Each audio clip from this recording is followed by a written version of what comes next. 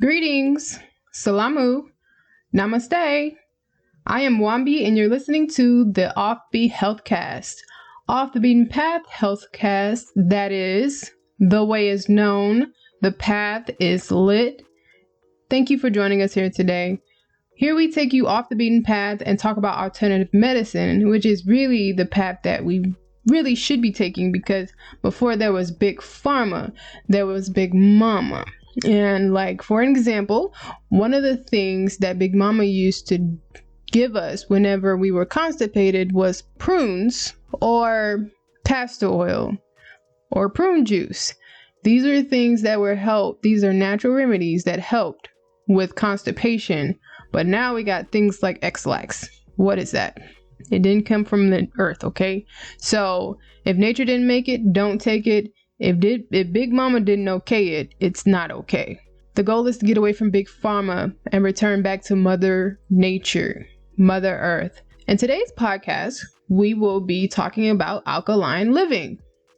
And I find this to be a very interesting podcast because when we think about alkaline, we think about like being told not to eat a lot of different foods and you have to be on this perfect regimen and things like that. And alkaline is this word that kind of gets thrown around, and it may make us feel like we have to have the perfect lifestyle or make the perfect food choices in order to achieve levels of alkalinity. But I want to come here today and uncomplicate that notion because it really isn't as complicated as it sounds. So let's learn a little bit about being alkaline. So in order for your body to be alkaline, it must have an overall pH that is greater than 7. If your pH is below 7, you're considered acidic. And if it's at 7, it's considered neutral. We want to shoot for our body to be above 7 pH, which is the alkaline state. And when our body is alkaline, it means that our body has all of our proper nutrients to maintain a healthy ecosystem. And one of the reasons why we have health issues is because the food and the drinks that we consume are too acidic. So the goal is to consume the right things that would have our body to be in an alkaline state, a healthy state. So when I think about alkaline living and things like that, I think about a couple of people, a couple of doctors, holistic doctors, naturalists that come to mind. And one of them is Dr. Sebi. If you're not familiar with Dr. Sebi, technically speaking, he wasn't really a board certified doctor, but we still called him doctor. He never went to medical school, and the reason why we called him doctor is because he actually cured people of diseases that were supposedly incurable. And we were talking about diseases like AIDS and heart disease. Once people are diagnosed with things like that, chances are the doctor will tell them that they can't come back from that. But Dr. Sebi and his patients were definitely living proof that you can come back from things like this if you just change what you eat. Dr. Sebi was an herbalist. He was a chemist. He was also a naturalist. And so this is like the perfect combination to whip some herbs together, whip some meal plans together to heal your body. Like, he has everything that he needs. Like, we're going to grab some herbs from here and from there, and we're going to use these different chemical compounds to match with your body, and then all of this came from the earth. So it's like perfect. He had like the perfect combination to do these things. So Dr. Sebi was the same guy that was sued by New York State's attorney, the New York State Attorney General, for practicing medicine without a license. Because like I said, we called him doctor, but he wasn't really a doctor. If you want to speak like in medical terms and board certified terms, he wasn't really a doctor, right? So he was brought to the Supreme Court and was asked to bring one patient for every case that he claimed to have cured. And it's not like every single case that he claimed to have cured, they didn't bring that all to him at court. They only like stated 9 things. They said, you claim to do this, you claim to do that 9 times. And they basically said, show me proof that you actually did this.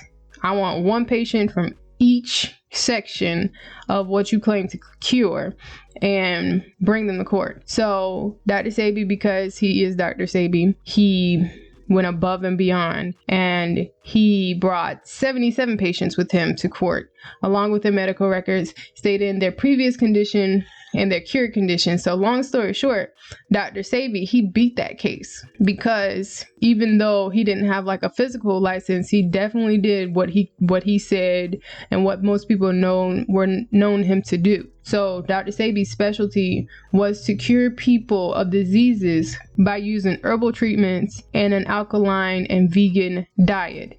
Now, you're probably going to hear me say this one or two other times in this Healthcast because we don't want to use the word diet. We want to use words that carry higher vibrations, and in the middle of the word diet you will find the word die. So it just basically saying or giving our mind, our psyche, the idea that we eat things that die and we eat things that kill us. So we don't want to say diet, but instead let's just change it. We'll just say live it. Okay, so if you hear me say live it, that's what I'm speaking of, because we don't want to use things to lower the vibration. So everything that we eat will be live and will cause us to live longer.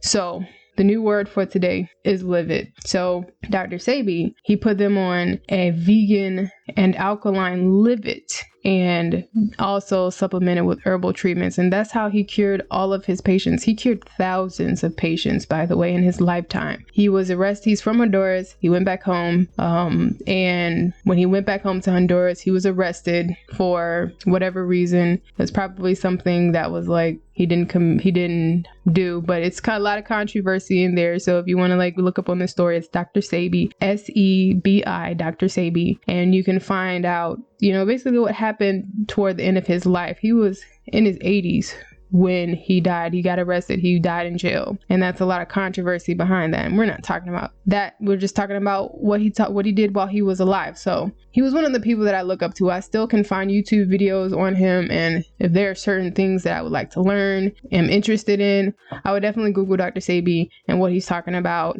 when it comes to certain medical conditions and things like that. But the thing about Dr. Sebi is I want to point out is he cured thousands of patients by changing what they ate of alkaline and an alkaline livid, and basically that just changed their whole life. Literally, it changed their whole body composition and their body was happy, and now they're all better now. So what we eat is very important. The food that we consume. Dr. Muwada Ashby is another doctor that I like to learn from. Dr. Ashby is actually a board certified doctor. He has a Doctor of Divinity degree in holistic health, and you can find a lot of his books on like Amazon and other places that you may like to get your books, because Dr. Muwada Ashby has a lot of different books, and the book that we're going to probably be referencing from today,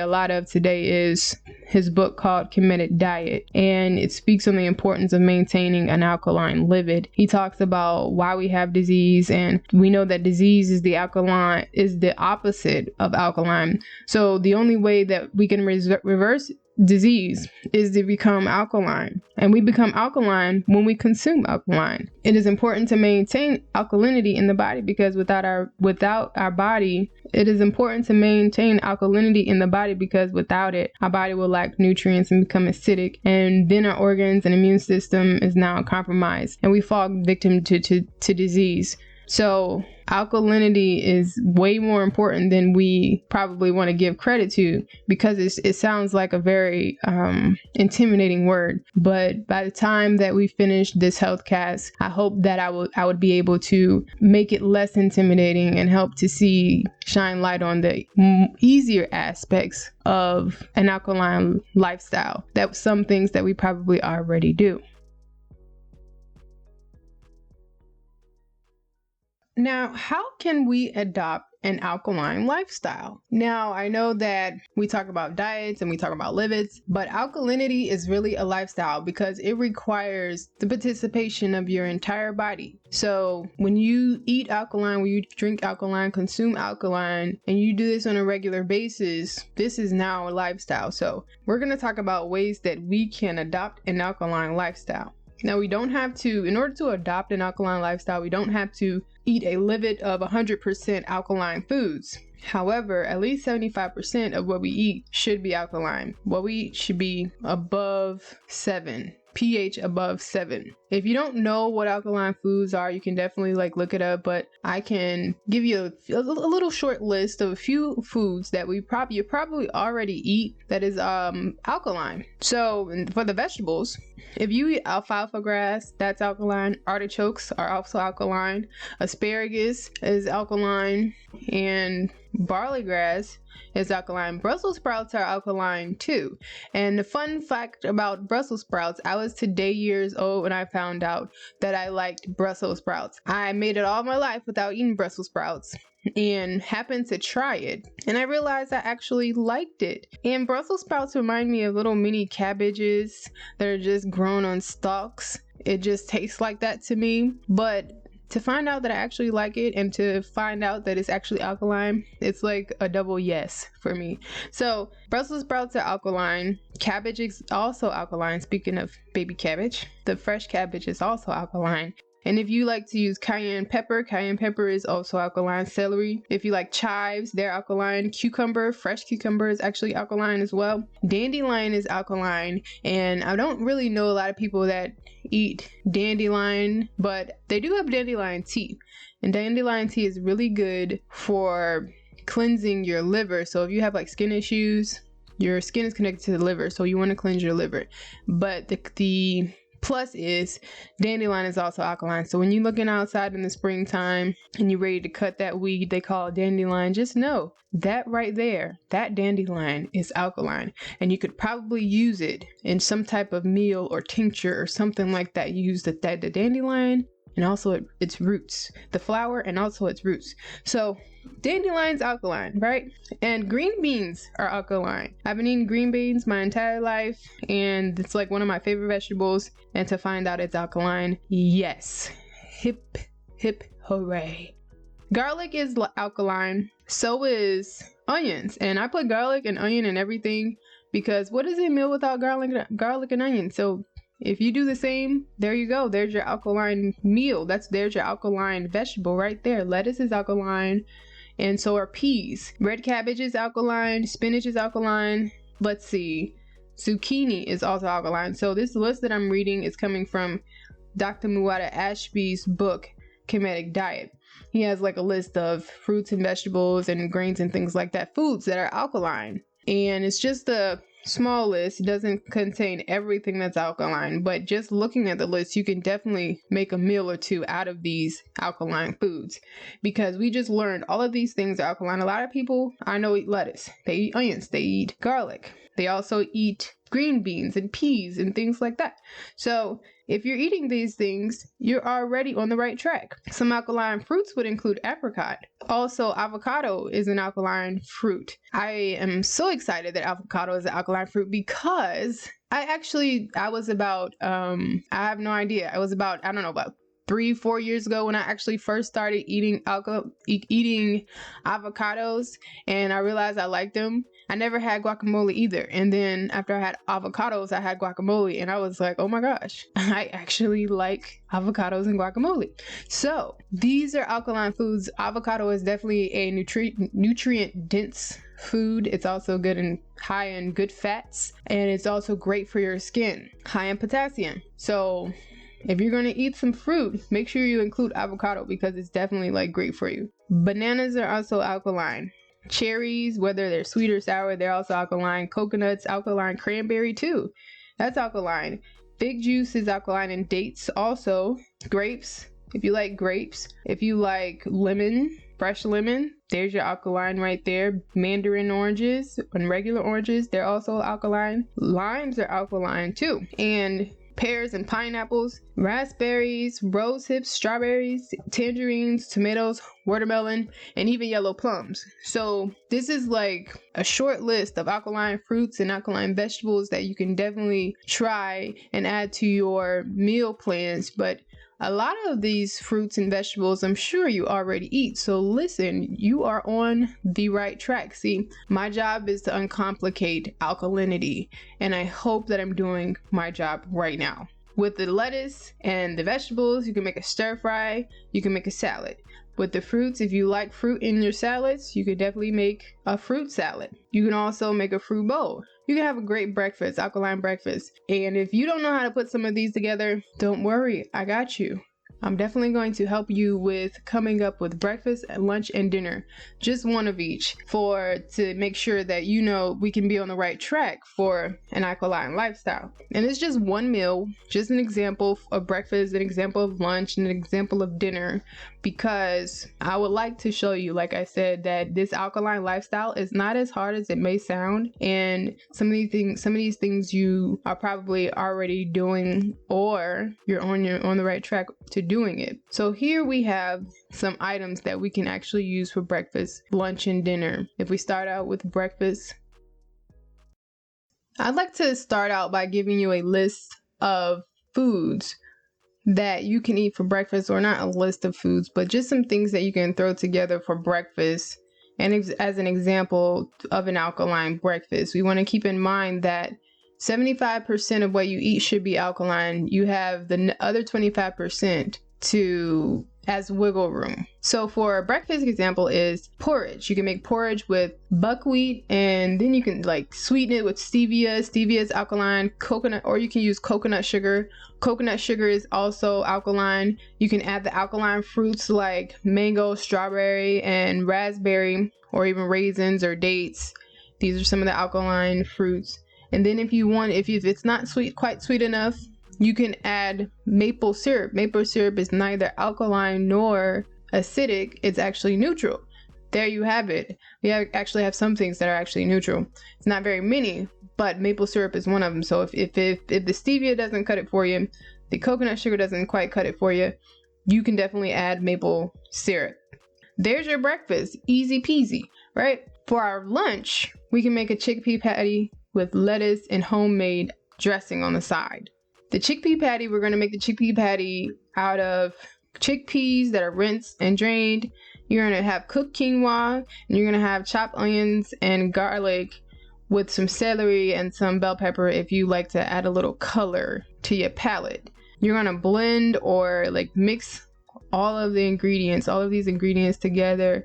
And once you mix it together, you're going to add the rolled oats. Rolled oats, I don't believe is alkaline, but remember, you still have that 25% wiggle room. It may not be alkaline, but you still are consuming at least 75% alkalinity when you're eating these foods. So your rolled oats, when they're chopped, is going to be your binder to make the patty. So add the rolled oats to your chickpeas and quinoa patty, and then make sure that you add the patties. Once you add the rolled oats, you're going to mix all of that in, combine all of those great ingredients, those delicious ingredients. If you want a little salt, you can add a little bit of pink Himalayan salt to it. And then you're going to form patties, tight patties.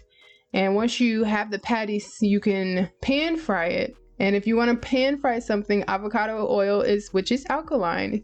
It's really good for oil for cooking, high heat cooking. So let's make sure that we have some oils that are high heat cooking. Avocado oil is one. So you're going to pan fry on both sides for about 5 minutes each, or until golden. And there's your chickpea patty right there. All alkaline ingredients with the exception of the rolled oats.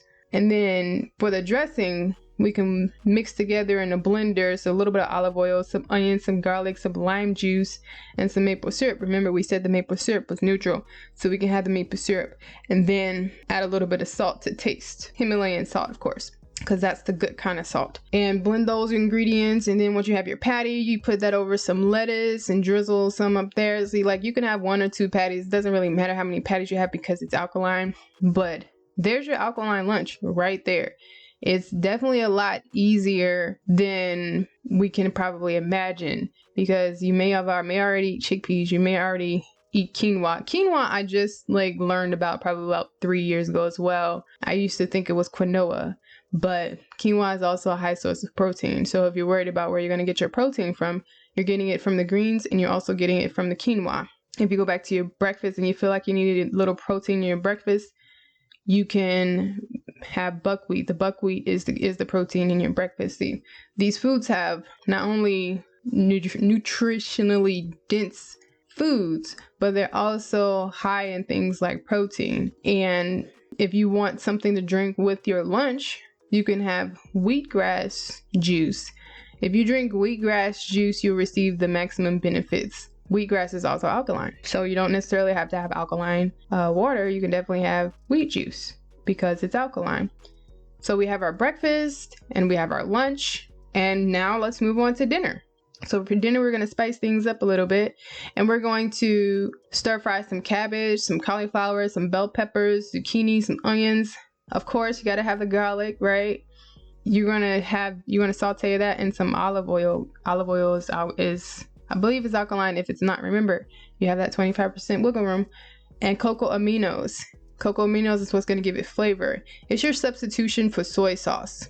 Cocoa aminos is also alkaline, and you're going to stir fry all of those ingredients together and put it over some quinoa or some buckwheat. There you have it. Simple, easy breakfast, lunch, and dinner.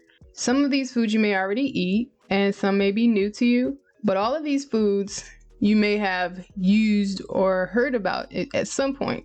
And if you haven't, it's always fun to add new foods to your palate. Because I have switched over to plant-based, I was introduced to a lot of things. See, I've been plant-based for about three and a half years. So since being introduced to the plant-based lifestyle, I've taken the opportunity to expand my palate, because a lot of times it was just pasta and chicken and rice, pasta, chicken and rice. But now we have quinoa, we have buckwheat, we have bulgur wheat, we have quite a few things that we can eat as plant-based people. And if you're not plant-based and you're saying, okay, at some point I need some meat. If I can't have meat for my breakfast and my lunch, I need to at least have it for dinner. Remember, you have that 25% wiggle room, so you can't get like a huge piece of meat, but you can get a little bit to tickle your fancy, if you know what I mean.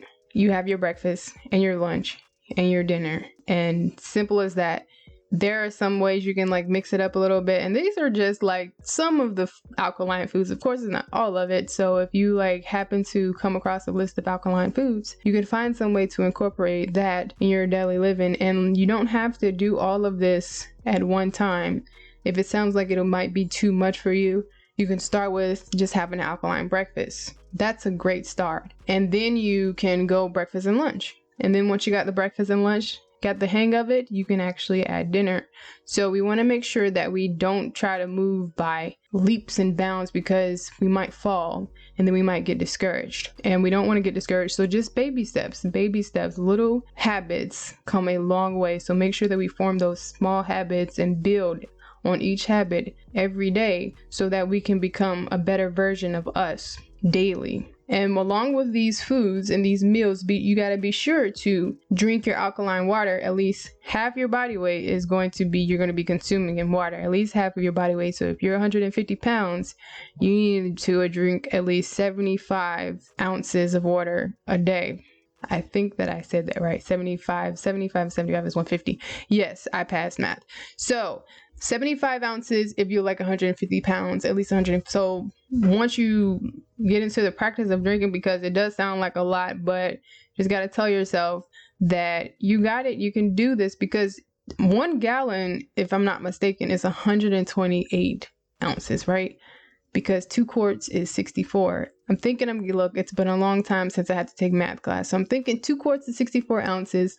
And then if you do the 2 quarts twice, that's like 128, right? I've seen quite a few people drink a gallon a day, and my goodness, that's a lot. If you can drink 128 ounces in a day, then I think that 75 ounces is a good start, especially when it's alkaline water. You'll definitely notice the difference once you start your alkaline lifestyle. Oh, one thing about the alkaline water that I wanted to mention was, if you live by Whole Foods, you can also get your alkaline water from Whole Foods. If you have a empty jug, if you have like a 1 gallon jug or 5 gallon jug, you can definitely get your water from Whole Foods for $1 a gallon. That's like a life hack that I'm so glad I came across, because when we buy alkaline in these smaller bottles of water, it's like I feel like I'm wasting my money, because I can get so much more if I drink by the gallon, especially the amount of water that I drink. I drink a lot of water. So Whole Foods, if you live by Whole Foods, you can definitely make sure that you stop by there to take advantage of their 99 cent a gallon alkaline water. All right, family, I hope I was able to easily unpack this word called alkaline. I know it sounds intimidating, but when we actually break down what alkaline lifestyle really is, it's really more simple, a lot more simple than that. It's mostly a life without complex carbs, meat, dairy, and some nuts. And that's basically it. I know it sounds a little bit intimidating, but going through the meal plan just for one day, it's not really that intimidating. Make sure the rule of thumb is make sure that you have your everything that you eat be alkaline, 75% of it be alkaline, and then you have the other 25% to spare. A lot of the foods that we eat is already alkaline, like our grapes and our strawberries and our citrus fruits like the mandarin orange and the oranges. And then we also have, on the vegetable side, we have our cucumbers, we have our wheatgrass if we drink wheatgrass juice. We have quite a few vegetables that we already eat, the peas and the green beans. So if we already eat it, you're off to an amazing start. You just have to consume more of it and less of the acidic. So if you eat like half of your plate is meat or protein or complex carbs based, we want to reduce that to like 1/4 of your plate being that. And then the other 75% being the alkaline foods and the alkaline vegetables, fruits, and grains. And if you don't remember anything else about alkalinity, I want you to just remember this. Alkaline is nutritious. Acidity lacks nutrition. And if we have ailments or disease, it means our body is too acidic, and we need to get it back to a level of alkalinity. We do this by consuming more alkaline foods and drinks. And the easiest alkaline food you can consume is lettuce, because you'll find that in any good salad, especially if you like salads. And the easiest alkaline drink that we can consume is alkaline water, because you need that anyways to survive. And if you're by Whole Foods, you can definitely tap in on Whole Foods alkaline water for 99 cents a gallon. But if you're not by Whole Foods, easy way to get your alkaline water intake is to squeeze lemon juice into your water, and voila, it is now alkaline. Another thing that you can do with the lemon and the water is cut up some lemon. Of course, make sure that the outside is clean, but cut up some lemon and then place it in your water overnight. On the next day when you wake up, make sure that you drink all of the water that you have the lemon in. And the alkaline water is used to help cleanse your system, and the lemon juice, being that you kept it overnight in the water, it increases the alkalinity of it, and it's able to cleanse your system. So if you don't have a Whole Foods, you definitely can grab some lemons and get some water and get your lemon juice. Well, you can do lemon juice, but get your lemon water on and enjoy that. A lot of us put lemon in our water anyways and didn't even know that they're now drinking alkaline water. So like I said, there's a lot of things that you're already doing, but we just want to do more of to maintain levels of alkalinity in our body. And that's all I got for you all today. Make sure you check out our website, OFFBELLC.com. That's OFFBELLC.com. You can also find us on Instagram, OffbeLLC, and let us know what you want to hear next. You can email us at offbellc@gmail.com. In the subject line, you can put Ask Wambi.